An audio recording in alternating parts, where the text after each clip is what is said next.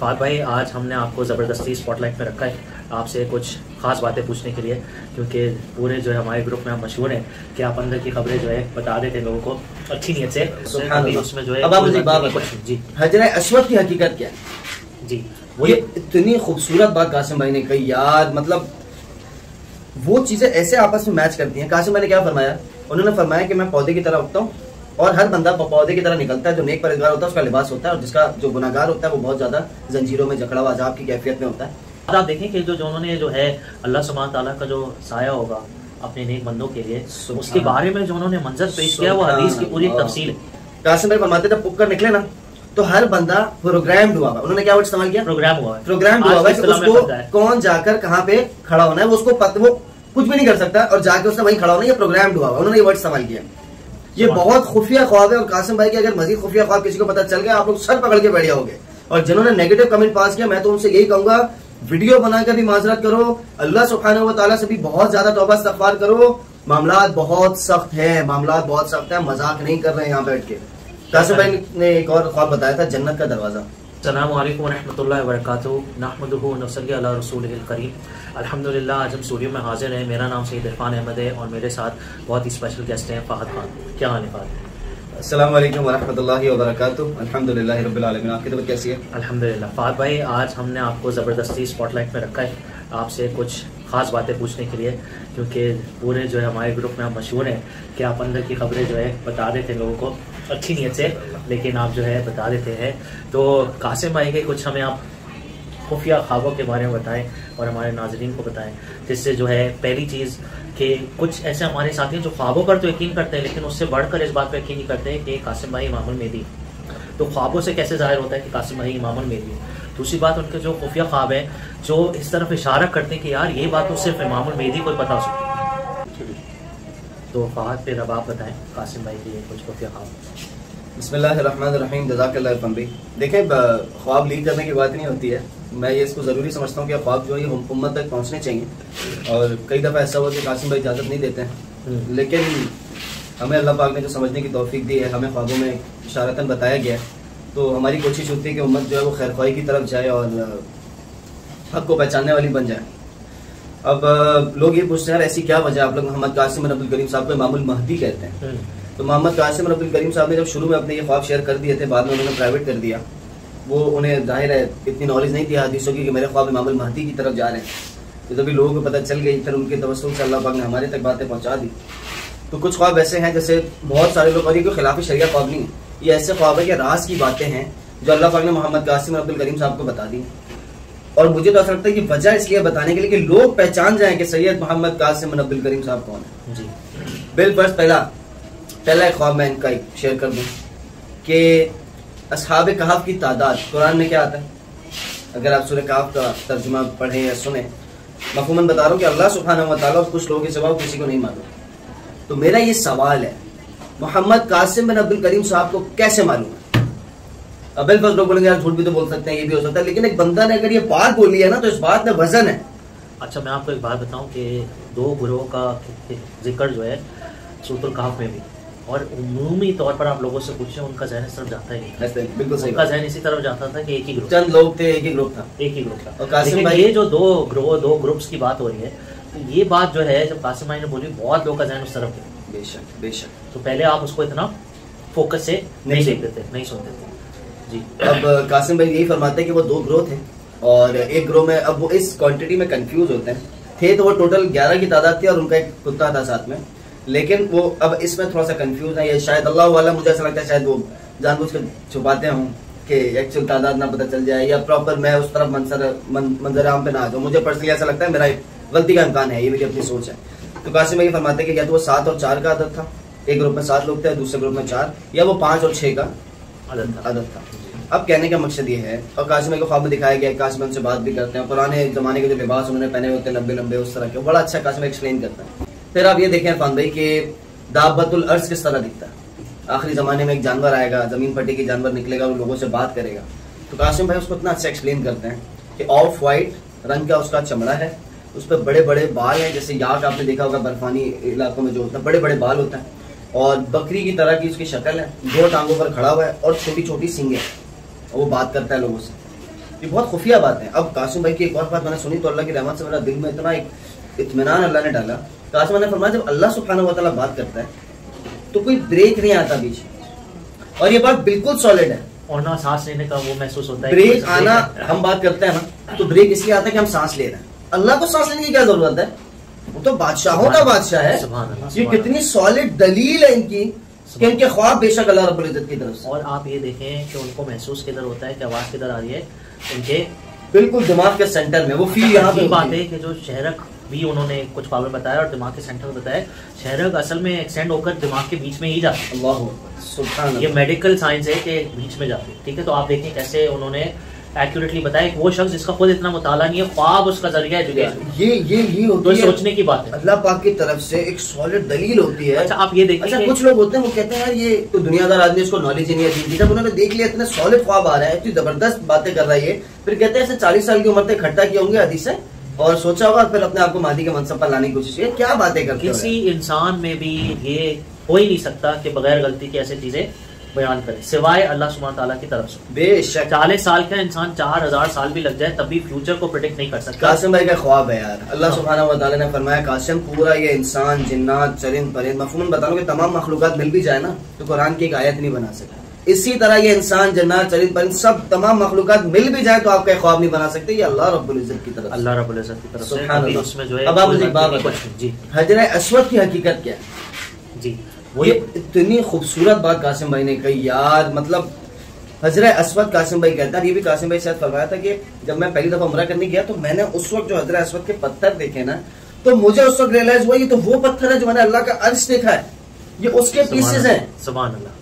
क्योंकि कहने का मकसद है, हमने क्या सुना था जन्नत का पत्थर है, तो नबी अकरम सल्लल्लाहु अलैहि वसल्लम ने उसको चूमा क्यों? क्योंकि ये बात हजरत उमर फारूक रज़ियल्लाहु ताला अन्हु से भी हजम नहीं हुई। उन्होंने एक दफा हजरत अस्वद के मुखातिब करके फरमाया था, मफहूम बता रहा हूं कि अगर मेरे नबी ने आपको नहीं चूमा होता मैं कभी नहीं चूमता। एक पत्थर को क्यों चूमेंगे? क्योंकि देखें रियाजुल जन्नह भी तो जन्नत का टुकड़ा है, उसको तो कभी नहीं चूमा। जब आप तवाफ शुरू करते हैं तो आप हजरत अस्वद को बोसा देते हैं, आप दूर से सलाम कर लेते हैं, तो ये बेसिकली आप अल्लाह के अर्श को इशारा करते हुए आप शुरू करते हैं।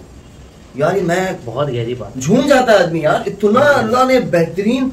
नबी अकरम सल्लल्लाहु अलैहि वसल्लम ने चूमा ही इसलिए था ना, उन्हें पता होगा, वो तो मुलाकात करके आए थे मेराज के मौके पर। सुभान अल्लाह व बिहम्दिही सुभान अल्लाहिल अज़ीम। फिर कासिम भाई फरमाते हैं जो अल्लाह पाक जब हम कलाम होता है तो जो ऊपर से नूर आता है ना अर्श के ऊपर से, कासिम भाई ने जो फरमाया था वो उन्होंने बड़ी जबरदस्त फरमाया। जो व्हाइट लाइट, इतनी तेज व्हाइट लाइट होती है कि हम नॉर्मल देखें तो हमारी आंखें ना वो हो जाए, खीरा हो जाए, बिल्कुल मैं अपने अकॉर्डिंग बता रहा हूँ, लेकिन वो इतनी खूबसूरत लाइट होती है कि बंदा बस देखता ही रहा अल्लाह के उस नूर को। और अगर आप सूरह नूर का तर्जुमा पढ़े या सुने ना, वो इतना खूबसूरत मफहूमन बता रहा हूँ। अल्लाह सुब्हानहू व तआला फरमाता है कि गोया एक ताक है और उसके अंदर चराग है, चराग एक किंदील में है, मफहूमन बता रहा हूँ, अल्लाह कमीज माफ फरमाए, और उसमें इतना मुबारक तेल जलाया जाता है जो आग लगे या ना लगे मगर जलने को तैयार है, नूर अला नूर, रोशनी पर रोशनी है। यार ये बड़ी, कासिम भाई को जो लोग मलामत करते हैं, मैं खुदा का वास्ता देकर बोलता हूँ ये काम नहीं करो, बहुत नुकसान उठाओगे, मैं बता रहा हूँ। क्योंकि अच्छा कासिम भाई की एक और बात बड़ी जबरदस्त, उनसे मैंने पर्सनल में पूछा था कि वो मैदान हशर वाले मामला किस तरह होंगे। कासिम भाई ने एक बात बोली, देखिए कासिम भाई आज के जमाने से अपने जहन के हिसाब से बोलता है, लेकिन अल्लाह पाक ने इतनी समझ दी हुई है, नबी अकरम सल्लल्लाहु अलैहि वसल्लम की जो तालीमात अल्लाह पाक ने हम तक पहुंचाई, अल्लाह की बड़ी रहमत है, वो चीजें ऐसे आपस में मैच करती हैं। कासिम भाई ने क्या फरमाया? उन्होंने फरमाया कि मैं पौधे की तरह उगता हूँ और हर बंदा पौधे की तरह निकलता है। जो नेक परहेजगार होता है उसका लिबास होता है, और जिसका जो गुनाहगार होता है वो बहुत ज्यादा जंजीरों में जकड़ा हुआ अजाब की कैफियत में होता है। अब एक बात है, एक हदीस मैंने गालिबन सुनी थी, अल्लाह का माफ फरमाए, कि नबी अकरम सल्लल्लाहु अलैहि वसल्लम फरमाया कुछ लोग उठेंगे और वो मुंह के बल चल के जाएंगे। तो सहाबा ने उस वक्त पूछा था अल्लाह का नबी माफ फरमाए कि मुंह के बल कैसे जाया जा सकता है? तो नबी अकरम सल्लल्लाहु अलैहि वसल्लम फरमाया जो पैरों के बल चलाने के काबिल है ना, अल्लाह सुब्हानहू व तआला जो पैरों के बल चला सकता है मुंह के बल भी चलाएगा। कासिम भाई ने क्या देखा? मुंह हम खोलते बंद करते ना, इस तरह बंदा चल के जाता है। अल्लाहु अकबर। और कासिम भाई की एक और बात है, मैं थोड़ा सा कट करूंगा क्योंकि बात पीछे रह जाएगी, कि फहद भाई ये जो पुक कर निकलने वाली बात है ना, आप यही कितनी हैरान कुन बात है कि एक हदीस है जिसमें इसका जिक्र है, कितनी छुपी हुई बात है। अल्लाह ताला ने इसकी तस्दीक भी कर दी नबी अलैहिस्सलाम के कलाम से कि ऐसे ही होगा। और उमूमी तौर पर जो लोग वास करते हैं पुगने की बात को जिक्र नहीं करते, नहीं जिक्र करते, और हदीस में क्या है कि बारिश होंगी। बारिश होगी फिर क्या होगा, सारी मखलूक पुक कर निकलेगी, और ये कासिम भाई का ख्वाब है। आप देखिए वैसे कोई ऐसे वाज करता, कितने क़यामत का मंजर पेश करते हैं, और दूसरी तरफ एक और उनका ख्वाब ये है कि वो जब देखते हैं कि हल्की हल्की बारिश हो रही है, बहुत खूबसूरत मंजर होता है। तो ये बारिश वाली चीज भी उसी हदीस में कि पहले बारिश होगी और फिर लोग क्या करेंगे, पुक कर निकलेंगे।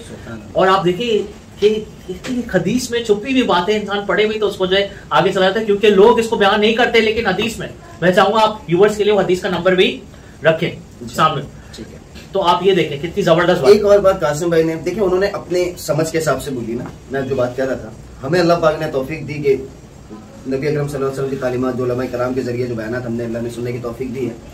कासिम भाई फरमाते थे पुक कर निकले ना तो हर बंदा प्रोग्राम्ड हुआ। उन्होंने क्या वर्ड इस्तेमाल किया, प्रोग्राम हुआ है, प्रोग्राम हुआ है कि उसको कौन जाकर कहाँ पे खड़ा होना है, वो उसको वो कुछ भी नहीं कर सकता और जाके उसने वहीं खड़ा होना है, ये प्रोग्राम हुआ है। उन्होंने ये वर्ड इस्तेमाल किया। और हमने क्या सुना कि इंसान के हाथ गवाही देंगे, पैर गवाही देंगे, इंसान के अपने इख्तियार में कुछ भी नहीं होगा कि अल्लाह मुझसे ये गुनाह करवाता था या अल्लाह ये मुझसे ये करवाता था। ये दोनों बातें कितनी खूबसूरती के साथ मिलती है, एक पैरेलल वे में जारी है यार। ये बहुत खुफिया ख्वाब है। और कासिम भाई के अगर मजीद खुफिया ख्वाब किसी को पता चल गया, आप लोग सर पकड़ के बैठ जाओगे। और जिन्होंने नेगेटिव कमेंट पास किया, मैं तो उनसे यही कहूंगा वीडियो बनाकर भी माजरत करो, अल्लाह सुब्हानहू व तआला से भी बहुत ज्यादा तौबा इस्तग़फ़ार करो। मामलात बहुत सख्त है, मामलात बहुत सख्त है, मजाक नहीं कर रहे हैं यहाँ बैठ के। और हम लोग ऐसे लोगों को जानते हैं जिन्होंने गलत अल्फाज इस्तेमाल किए बिना तहकीक किए। यार कासिम भाई ने एक और ख्वाब बताया था, जन्नत का दरवाजा।